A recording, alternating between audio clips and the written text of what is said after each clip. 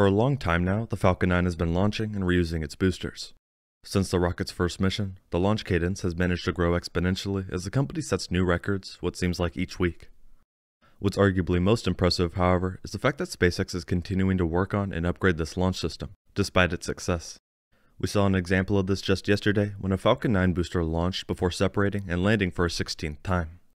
This is a big deal as it marks a new record for the launch system and sets a new standard for the other operational boosters. One step closer to SpaceX's goal of reusing the booster 20 times. To put in perspective how far the system has come since its first mission and early development, the plan originally was to reuse the booster up to 10 times. Even this was considered extremely ambitious and risky by some. Here I'll go more in depth into this milestone, the continued upgrades of this system, what to expect in the coming weeks, and more.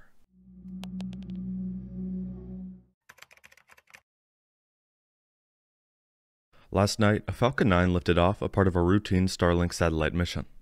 Following stage separation, the booster flew back toward Earth and eventually made a successful landing.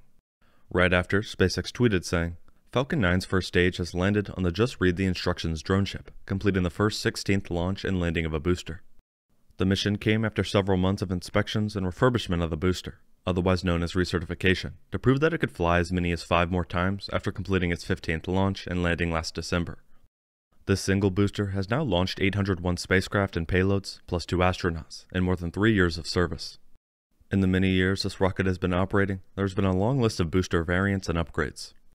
Version 1 flew 5 successful orbital launches from 2010 to 2013. The much larger version 1.1 made its first flight in September 2013. Both of these used expendable launch vehicles. The Falcon 9 full thrust made its first flight in December 2015. The current version, that we just saw reused again, is known as the Falcon 9 Block 5. Specifically, in 2017, SpaceX started including incremental changes, internally dubbed Block 4. Initially, only the second stage was modified to Block 4 standards, flying on top of a Block 3 first stage for 3 missions. Block 4 was described as a transition between the full thrust version 1.2 Block 3 and Block 5. It includes incremental engine thrust upgrades leading to Block 5.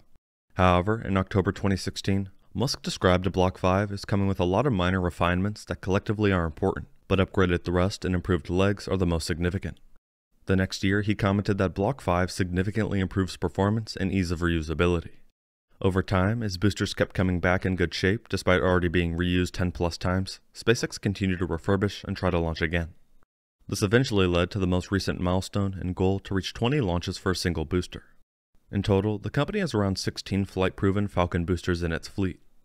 This large number of boosters, combined with reusability, is what has allowed SpaceX to launch so frequently.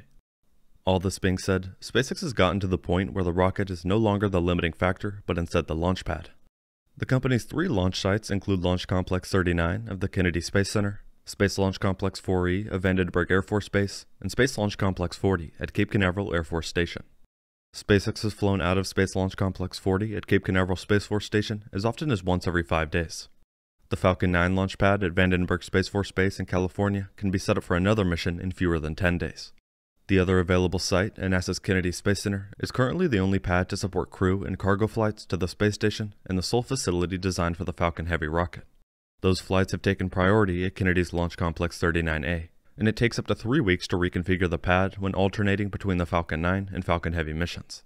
While not ideal, on April 21, 2023, the United States Space Force Space Launch Delta 30 granted SpaceX permission to lease Vandenberg Space Launch Complex 6 for Falcon 9 and Falcon Heavy launches. SLC-6 is likely to become the 4th launch site for Falcon 9. Falcon 9 reusability has become very normal despite the fact that it's an incredibly complex and unique process. Several new technologies needed to be developed and tested to facilitate the successful launch and recovery of the first stages of Falcon 9 and Falcon Heavy. One example is a restartable ignition system for the first stage booster. Restarts are required at both supersonic velocities in the upper atmosphere in order to put the booster on a descent trajectory back toward the launch pad. Hypersonic grid fins were added to the booster test vehicle design beginning on the 5th ocean-controlled descent test flight in 2014 in order to enable precision landing. Arranged in an X configuration, the grid fins control the descending rocket's lift vector once the vehicle is returned to the atmosphere to enable a much more precise landing location. Iteration on the design continued into 2017.